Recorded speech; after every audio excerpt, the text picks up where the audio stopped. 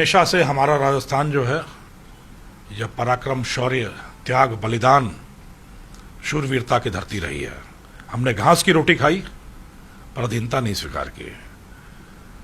हम मीलों जल की तलाश में गए, सैकड़ों फीट तक जमीन में गड्ढा किया पानी के लिए, पर कभी हमने हाथ नहीं पसारा दूसरे के सामने। अपनी मेहनत से, अपने पराक्रम से, अपनी मेधा से, अपनी संकल्प शक्ति से, अपनी इच्छा शक्ति से राजस्थान के युवाओं ने दुनिया के कोने कोने में, चाहे अपनी उद्यमशीलता का हो, चाहे अपनी मेधा का हो, चाहे अपने पराक्रम का हो, परचम लहराया है।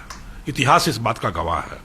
पर यह बड़े दुख का विषय है कि आज उसी राजस्थान की धरती में का युवा मेहनत के रास्ते से डिगकर शॉर्टकट खोज रहा है, बाईपास खोज रहा है।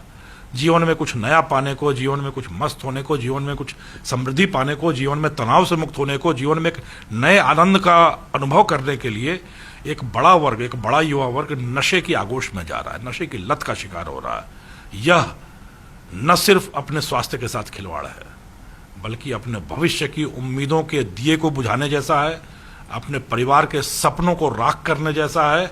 और 3 से 4 वर्ष होते होते यमलोक के द्वार पर, यमलोक के चौखट पर सांकल बजाने जैसी, घंटी बजाने जैसी हरकत है।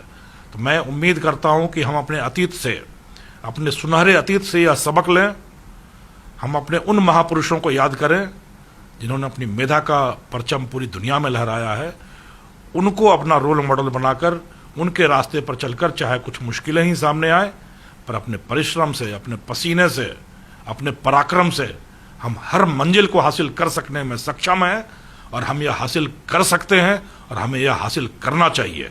बस जरूरत यह है कि अपनी इच्छा शक्ति को जगाया जाए, अपनी आत्मा को जागृत किया जाए और इन नशे के विषबेल को रोकने वाले इन षड्यंत्रकारियों, इन तिलिस्मी स्वयंभू सौदागरों की चपेट में ना आकर इस नशे से तौबा की जाए और मेहनत, पराक्रम से अपने जीवन में लक्ष्य निर्धारित करके हर लक्ष्य को पाने का प्रयास किया जाए।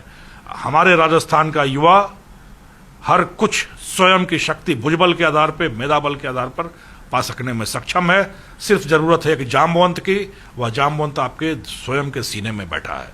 उस जांबवंत से आह्वान करें, हनुमान का रूप लें और यह जो समस्याओं की लंका है इसको लांघ कर, जिस तरीके से हनुमान ने राम, सीता और लक्ष्मण की सेवा का आनंद पाया था, उसी तरीके से आप भले कार्य करें, अपने लक्ष्य को, मंजिल को हासिल करें और आनंद ही आनंद प्राप्त करें।